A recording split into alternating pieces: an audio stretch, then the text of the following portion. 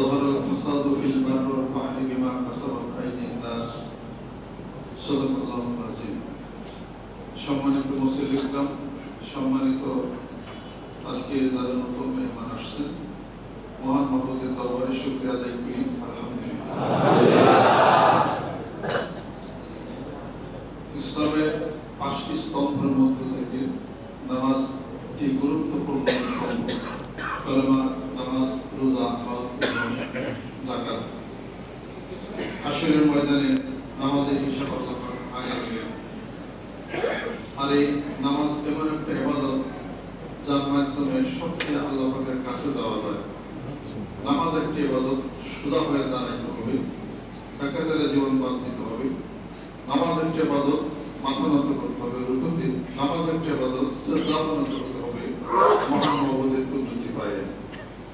ইয়াউমা ইউশফু আন সাইফু ওয়া ইউদআউনা ইলা সুজুদি ফালা ইস্তাতিউন হাশরের ময়দানে মুমিন বান্দারা মহান মাবুদের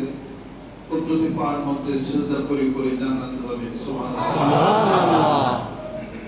সারা জীবনে হজ একবার বছরে একবার রোজা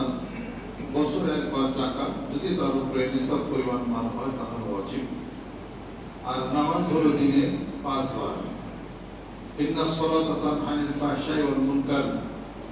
যে ব্যক্তি নামাজ পড়ে নামাজিকে অশ্লীলতা থেকে ফিরিয়ে আনবে নামাজের মধ্যে এমন একটি শক্তি আল্লাহ পাক দিয়েছেন যে নামাজ এবং খারাপ কাজ দুটো একসঙ্গে হতে পারে না নামাজের শক্তির কারণে তাকে ফিরিয়ে আনা হবে এক সাহাবী আসলেন ইয়া রাসূলুল্লাহ অমুক ব্যক্তি নামাজও পড়ে চুরিদারি সব কিছু করে আল্লাহ নবী সাল্লাল্লাহু আলাইহি সাল্লাম চুপ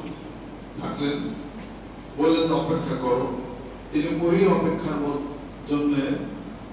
থাকলেন